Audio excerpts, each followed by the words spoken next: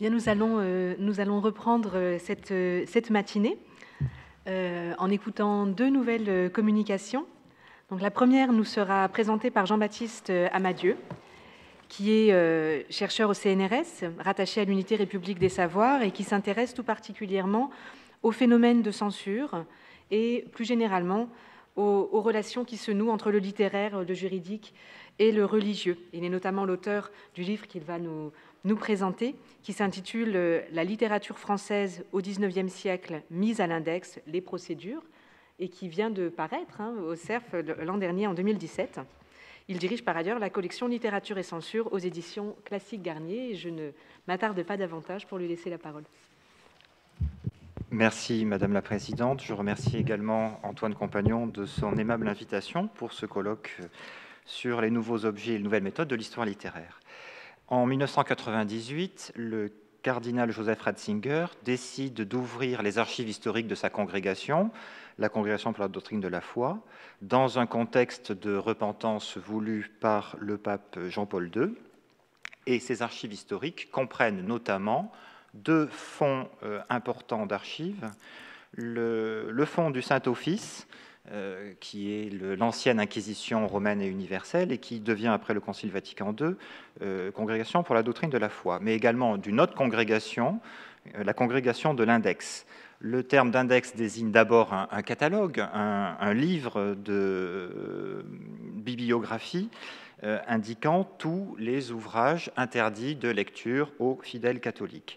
Mais le terme désigne aussi une congrégation, un dicaster, c'est-à-dire une sorte de ministère au sein de l'Église romaine, une assemblée de cardinaux dirigée par un cardinal préfet, et qui comprend également des consulteurs, c'est-à-dire des ecclésiastiques de haut rang, mais qui n'ont pas la dignité cardinalice.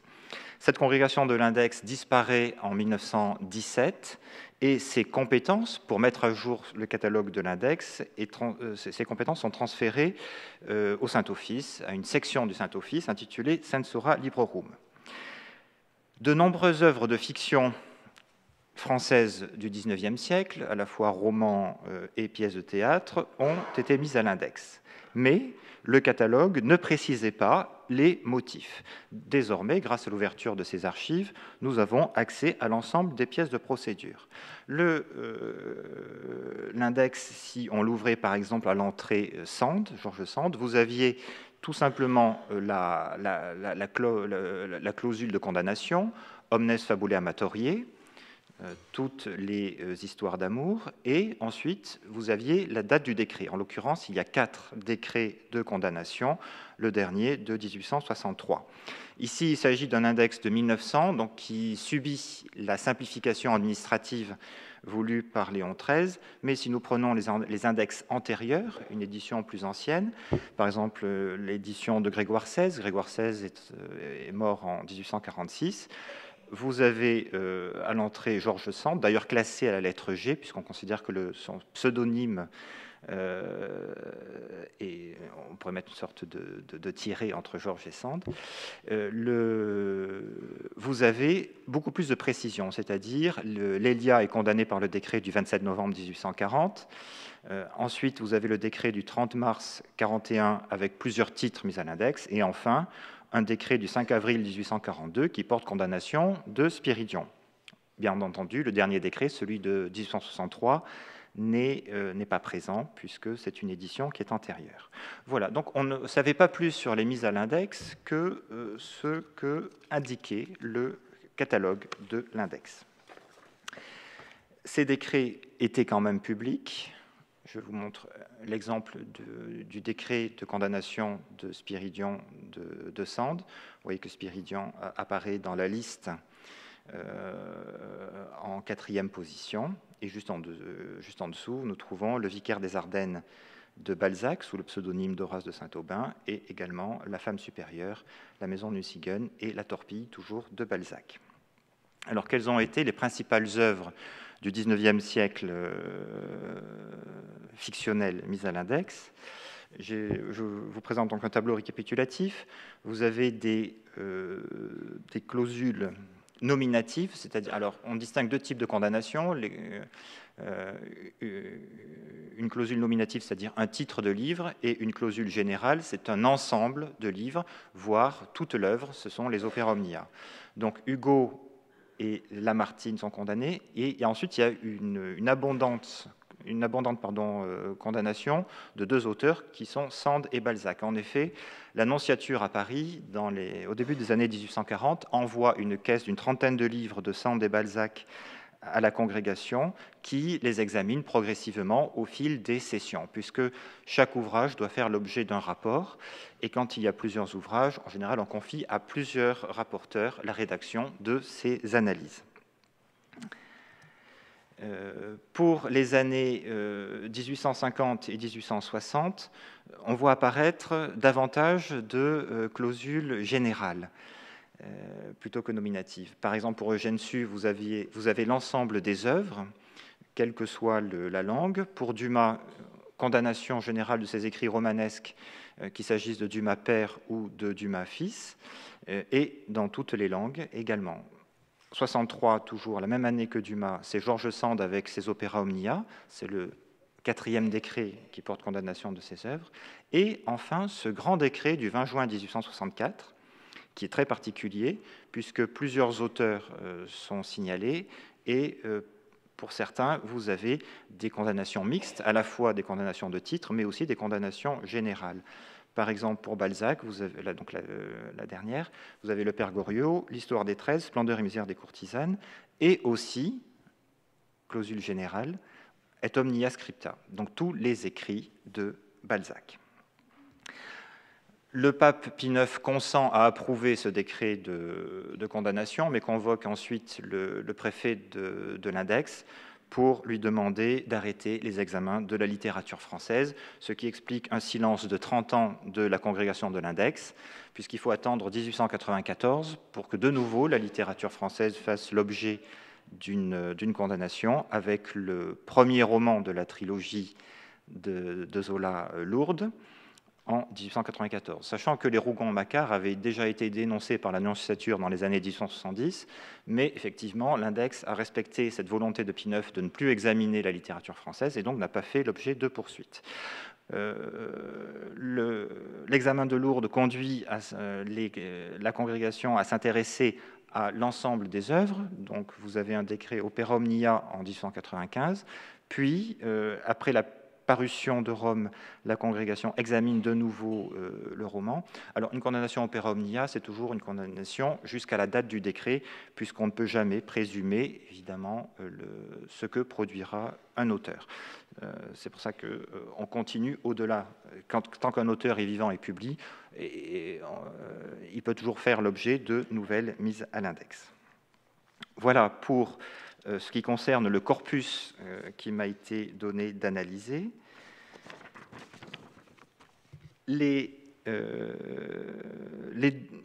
documentation inédite, accessible désormais à la recherche, concerne essentiellement deux fonds à l'intérieur de l'index. Deux matériaux d'archives. D'abord, le journal de la congrégation, qui est une chronique des sessions de la congrégation, de toutes les activités de la congrégation. C'est un journal manuscrit, vous avez une série de cahiers manuscrits par le secrétaire de la congrégation, et surtout les protocoles. Les protocoles sont l'ensemble des pièces de procédure.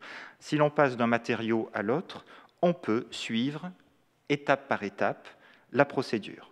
Et je prendrai l'exemple de Spiridion de Sand pour vous montrer les archives qui sont désormais ouvertes et le fonctionnement. Alors, le premier moment de la mise à l'index, c'est la rédaction d'un votum, c'est-à-dire un rapport, une analyse de l'œuvre par un consulteur de la congrégation, qui est donc le rapporteur sur l'œuvre. Je vous ai ici mis le premier paragraphe du votum sur Spiridion de Sand par Rezzi. Le rapport compte 5 pages imprimées. C'est à peu près la moyenne. Ça peut être beaucoup plus long, puisque par exemple Rome de Zola fait l'objet d'un rapport de 40 pages imprimées par le consulteur de l'index. Ce rapport est destiné aux cardinaux, d'où la formule d'adresse au tout début, les très éminents seigneurs étant les cardinaux. Et ce rapport doit toujours se terminer, après l'analyse de l'œuvre, par un avis, d'où le terme de votum. Le consulteur doit proposer une décision à prendre aux cardinaux, soit demander l'interdiction, soit abandonner les poursuites, soit demander des corrections à l'auteur. Une fois que ce votum est rédigé et imprimé, il est envoyé à tous les membres, à la fois les consulteurs et les cardinaux, et a lieu une première assemblée collégiale qui s'appelle la congrégation préparatoire, qui regroupe l'ensemble des consulteurs, le maître du Sacré-Palais, le secrétaire de la congrégation, et qui, à la lumière de l'œuvre et du rapport, vote en faveur d'une décision. C'est une décision qui n'est que consultative, bien entendu, puisque seuls les cardinaux ont le pouvoir de décréter. Alors, j'ai dû couper le document du journal pour une question de place, mais par la suite, cette relation de la congrégation préparatoire, que l'on trouve dans le journal de la congrégation, donne les résultats du scrutin. Pour ce qui est de Spiridion de Sande, à l'unanimité, les consulteurs sont, selon la formule consacrée, in voto consultori, c'est-à-dire sont de l'avis ou du votum du consulteur, c'est-à-dire réclament donc l'interdiction. La congrégation préparatoire terminée, c'est au tour des cardinaux de délibérer. L'une des pièces que l'on trouve dans les protocoles, c'est la convocation des cardinaux à la congrégation générale qui doit se tenir au Palais du Vatican, sachant que la congrégation préparatoire se tient au couvent de la Minerve à Rome, juste à côté du Panthéon. Et vous voyez que le Spiridion de Sande apparaît en première position. Le nom de son rapporteur figure en dessous. La congrégation générale fait aussi l'objet d'un rapport à l'intérieur du journal, à la date donc là, du 5 avril. C'est assez intéressant puisque nous avons la liste à chaque fois des juges pour les œuvres, ce que l'on ne connaissait pas non plus, ni les motifs, ni les juges. Alors tous ces noms nous sont étrangers, sauf peut-être celui du cardinal Maille, Angelo Maille, qui est l'inventeur d'une méthode pour découvrir les palimpsestes et qui a édité les livres qu'on croyait longtemps perdus de Cicéron, le De Republica. Donc les cardinaux se réunissent et décrètent sur chacun des titres. Ici, tous les titres ont fait l'objet d'une proscription absolue, c'est-à-dire ceux de la liste de la convocation.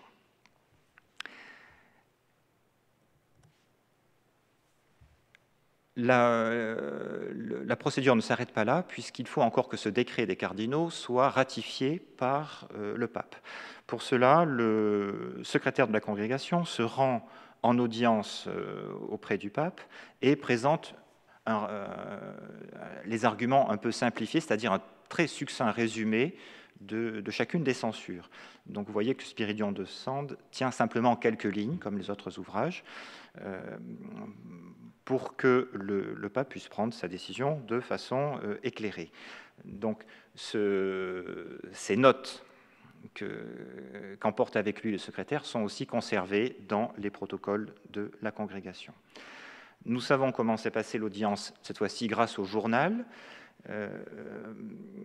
Il y a eu une première audience le 11 avril où le pape a lu les actes mais n'a pas accepté la promulgation. Il a réclamé l'ensemble des votes et des pièces pour convoquer une dizaine de jours plus tard de nouveau le secrétaire et accepter la promulgation. Le pape à l'époque est Grégoire XVI. Avant son élection, il était notamment consulteur de la congrégation de l'Index et donc il suivait de très près les travaux. Effectivement, le pape a aussi cette possibilité de bloquer tout ou partie d'un décret cardinalis. Il peut demander de recommencer les travaux d'analyse s'il n'est pas satisfait des résultats, ou il peut accepter la validité du décret, mais choisir de le laisser secret. Ça a été par exemple le cas de la mise à l'index de Charles Maurras en 1910, qui n'a été divulguée qu'en 1926, puisque Pie X et Benoît XV avaient décidé de ne pas rendre public ce décret de condamnation. Une fois que le pape a accepté la promulgation, Le décret est signé, vous avez là le décret original manuscrit, puis imprimé, apposé dans un certain nombre de lieux à Rome et enfin diffusé aux nonciatures pour information. Donc, pour chacune des œuvres mises à l'index, nous avons en général l'ensemble des pièces de procédure, ce qui nous permet effectivement de suivre à la trace le fonctionnement du procès. Mais grâce à l'ouverture des archives, nous connaissons aussi les procédures qui n'ont pas abouti à une condamnation, ce qu'on ignorait complètement, puisque l'index se contente de mentionner les noms et les livres des ouvrages condamnés, mais en aucun cas ceux qui ont fait l'objet d'un abandon des poursuites. C'est par exemple le cas d'une larme du diable de Théophile Gautier. Le votum demande l'interdiction, la congrégation préparatoire confirme cet avis, mais les cardinaux abandonnent les poursuites. C'est aussi le cas, par exemple, aussi de Chatterton de Vigny, puisque dès le votum, le rapporteur explique que si l'ouvrage, dans son analyse, effectivement, n'est pas conforme aux enseignements doctrinaux et moraux, en revanche, il ne présente pas de danger particulier et donc ne mérite pas de mise à l'index. Donc, au bout de 6 pages d'analyse des écarts par rapport à la foi et par rapport à la morale, le rapporteur, qui est Raphaël Fornari, futur nonce à Paris, futur cardinal Fornari, qui a préparé la rédaction du syllabus de Pie IX, voici ce qu'il écrit. Mais après cet exposé des idées immorales, irreligieuses et révolutionnaires qu'à chaque pas on rencontre autant dans le drame que dans la préface et qui composent l'un et l'autre un mauvais livre, sera-t-il pour autant un livre à interdire par la sacrée congrégation ? C'est au jugement très savant de leurs éminences révérendissimes qu'il appartiendra de le décider. J'avoue que je me trouve très embarrassé pour prononcer un avis, quel qu'il soit, par rapport à une telle demande. Le but qu'avec beaucoup de sainteté, les pères du Saint Concile de Trente se sont fixés à l'esprit en créant le premier Index Librorum Prohibitorum, et qu'a toujours devant les yeux la sacrée congrégation dans tous ses décrets, n'est pas tant celui d'interdire les livres mauvais, que celui d'interdire les livres qui, par leur malignité, peuvent porter préjudice aux âmes des fidèles. C'est un lieu commun rhétorique qu'on trouve dans toutes les censures, c'est-à-dire que l'objectif des censeurs est de repérer les ouvrages dangereux, non pas les ouvrages hétérodoxes ou immoraux, mais ceux qui vont au-delà et qui peuvent influencer, inciter, comme on dirait dans le droit français actuel, des sentiments nuisibles.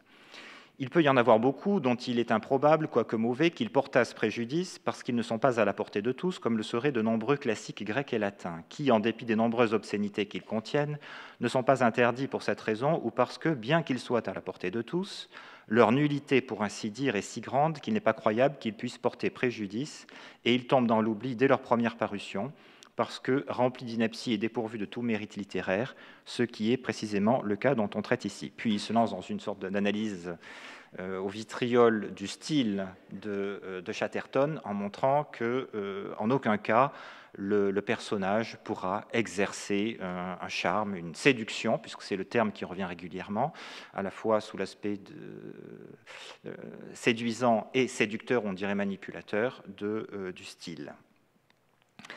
Donc, nous avons aussi accès à toutes ces procédures qui ont abouti à un abandon des poursuites, parfois même d'auteurs qui par la suite sont de nouveau condamnés. C'est le cas d'Eugène Sue. Vous avez vu qu'en 1852, il est condamné au per omnia, mais un premier examen de 1845, qui ne porte que sur les mystères de Paris, considère que l'ouvrage n'a rien de mauvais ou de dangereux. Et les congrégations successives approuvent l'avis du rapporteur.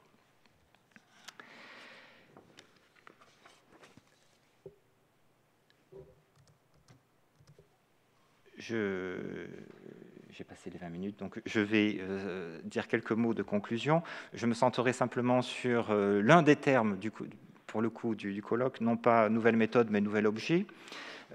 C'est un objet effectivement nouveau dans la mesure où il est inédit, mais pas simplement parce qu'il est inédit, parce qu'effectivement, il y a une difficulté peut-être à le situer au sein de la discipline. Ce n'est pas un objet qui peut strictement se rapporter à une collection de critiques littéraires, par exemple, inédites. ce n'est pas interne à la discipline, ce n'est pas même un objet qui serait externe, mais qui aurait une prise avec la discipline, comme le seraient par exemple les censures dramatiques. Les procès-verbaux de la censure dramatique au XIXe siècle sont publiés récemment par Odile Krakowicz. La censure dramatique a un effet direct et immédiat sur la littérature. Par exemple, les pièces publiées par Musset ne sont pas conformes au manuscrit, puisqu'il souhaitait être joué, notamment joué en province, et donc il a respecté les demandes de la censure. De même, les procès littéraires, puisque l'amputation, par exemple, des Fleurs du Mal. Ici, ce n'est pas le cas, puisque l'index n'a pas d'effet juridique, coercitif, en France au XIXe siècle, et même au sein du monde catholique, longtemps, jusqu'aux années 1850 au moins, sinon jusqu'à la fin du siècle, la maxime gallicane index non viget in Gallia, c'est-à-dire l'index n'a pas de vigueur en France, sert de jurisprudence. Et l'effet est très faible. Il n'y a qu'une exception parmi ses œuvres, c'est Rome de Zola, puisque Zola avait fait l'objet d'une première mise à l'index, si bien qu'il choisit comme sujet de son roman la mise à l'index du livre de l'abbé Froment, qui est le protagoniste de Lourdes. Mais cet effet n'est pas celui effectivement de l'amputation ou de la correction, mais plutôt de l'inspiration. Donc ce n'est pas l'effet attendu au fond d'une censure. Cet objet nouveau nous éclaire sur le regard porté par l'institution ecclésiale sur la littérature et, me semble, permet d'apporter un éclairage, un complément à l'œuvre magistrale de Paul Bénichou, qui, lui, porte son regard plutôt sur les écrivains, sur les religiosités romantiques telles qu'elles sont vues, conçues par les écrivains, si bien que là, nous avons de certaine manière le regard du magistère sur ces mêmes religiosités romantiques. Voilà. Je vous remercie de votre attention.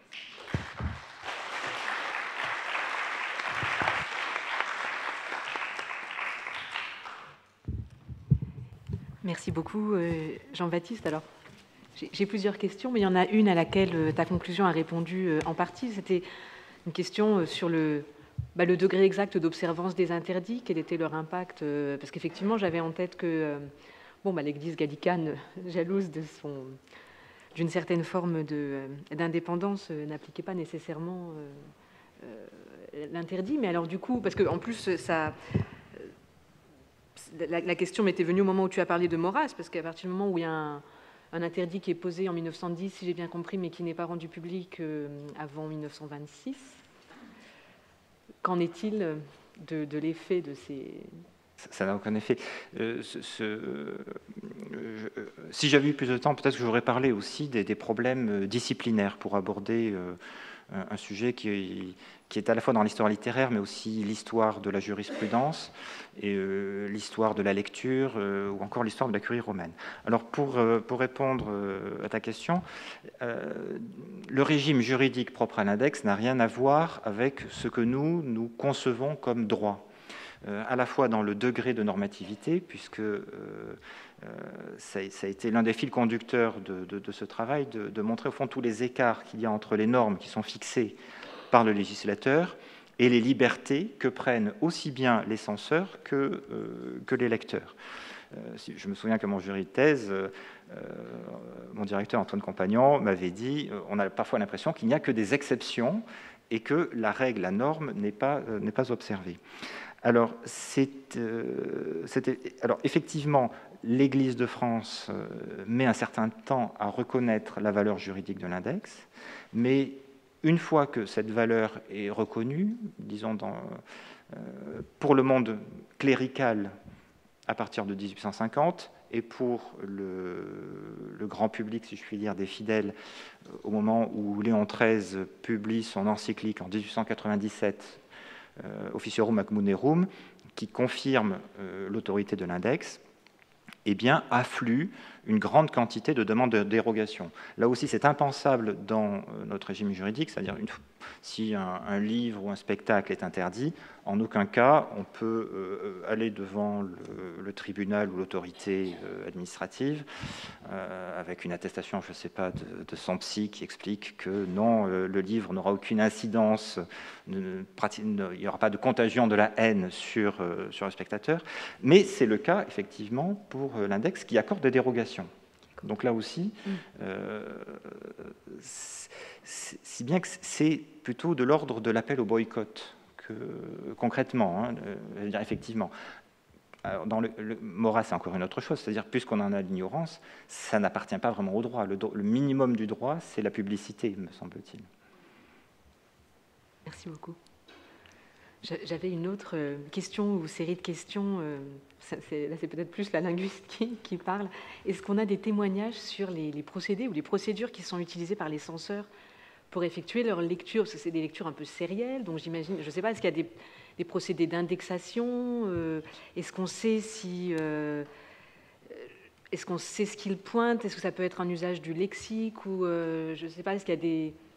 Alors, en fait, pour répondre à cette question, je ferai d'abord une distinction entre le domaine proprement doctrinal ou moral, où effectivement il y a une ars sensoria, très bien étudiée par Bruno Neveu pour une période antérieure, oui, non, mais comme il explique dans les Relations voilà, justes, ça a été perdu puisqu'il montre très bien la différence qu'il y a entre les censures précises jusqu'à Auctorem Fidei à la fin du XVIIIe siècle et le syllabus qui ne fait plus de distinction entre les qualificatifs et qui considère comme erreur moderne en général les propositions énoncées. Maintenant, pour l'aspect littéraire, peut-être que ça portait sur ça, non, il n'y a pas de codification, mais ce que j'ai constaté par rapport aux récurrences, c'est une forme de pratique jurisprudentielle. La terminologie la plus récurrente, c'est le terme de séduction. Le censeur cherche à évaluer la séduction de l'ouvrage à travers son style, mais le style regroupe deux aspects. D'abord, la propriété, enfin les valeurs rhétoriques de propriété et d'élégance. Et là, c'est un style qui est circonstance atténuante, c'est-à-dire le Concile de Trente interdit la lecture des ouvrages obscènes, sauf les ouvrages antiques qui sont écrits avec élégance et avec propriété, l'appropriation. Donc c'est le niveau linguistique textuel. En revanche, la séduction, les qualités de style qui sont de circonstances aggravantes, comme on le voit à contrario par rapport à Alfred de Vigny, sont plutôt les procédés structurels. Les récits haletants, les descriptions réussies, les procédés, les macro-procédés, si on veut, qui sont de l'ordre un peu de la facilité, c'est-à-dire les images, les antithèses et les hyperboles. C'est ça, oui. Parce que moi, bien sûr, étant dix-septiémiste, je n'ai pas pu m'empêcher de penser, par exemple, à la querelle sur la moralité du théâtre, où il y a une réflexion aussi sur... Enfin, c'est assez intéressant, parce que c'est souvent les censeurs sont particulièrement sensibles à la puissance du texte. C'est exactement ce que tu montres, en fait. C'est que finalement, et c'est la même chose au XVIIe, au fond, ceux qui parlent le mieux des pouvoirs du théâtre, c'est peut-être ceux qui le condamnent, avec en plus une réflexion sur ce qui... Et c'est pour ça que ça rejoint un peu la question de Chatterton, sur ce qui fait exemplarité, disons, ce qui produit de l'exemplarité ou ce qui produit un désir d'imitation. Et apparemment, de manière sous-jacente, c'est d'une certaine manière, alors exemplarité, ça ne vaudrait peut-être plus comme terme, mais la question de l'appel à l'imitation, elle traverse. Parce que par exemple, au XVIIe siècle, voilà, la tragédie, contrairement à ce qu'on pourrait croire, est plus blâmable que la comédie, parce qu'elle est plus dangereuse, parce qu'elle suscite le désir d'imitation. Oui, cette question-là, effectivement, arrive souvent à la fin, et les censeurs sont assez gênés et supposent une sorte de partition du public, c'est-à-dire certains sont suffisamment aguerris pour ne pas se laisser influencer, et d'autres sont plus vulnérables. Souvent, c'est l'expression la plus commune, puisqu'on parlait de récurrence lexicale, c'est celle de jeunesse inexperte, qui est facilement dupe des procédés de style. Et seule celle-ci, ce qui explique d'ailleurs que les dérogations sont accordées assez facilement, puisque par principe de prudence, l'index interdit un ouvrage qui présente des dangers potentiels sur une catégorie du public et après accorde les dérogations, les autorisations pour ceux qui sont moins vulnérables. C'est intéressant ce que tu dis par rapport aux moralistes, puisque en fait ce lieu commun de la séduction, effectivement, on le trouve dans la critique littéraire. On le trouve chez Rousseau dans la lettre à d'Alembert. Il explique bien la séduction que peut exercer Molière aussi sur, et ça continue après jusqu'au XXe siècle. Bon, avec pas exactement le même terme, mais je pense au Contre Céline de Jean-Pierre Martin, où effectivement la petite musique célinienne est analysée un peu de la même manière, c'est-à-dire qui accroît le danger de l'œuvre. Je ne voudrais pas monopoliser la parole.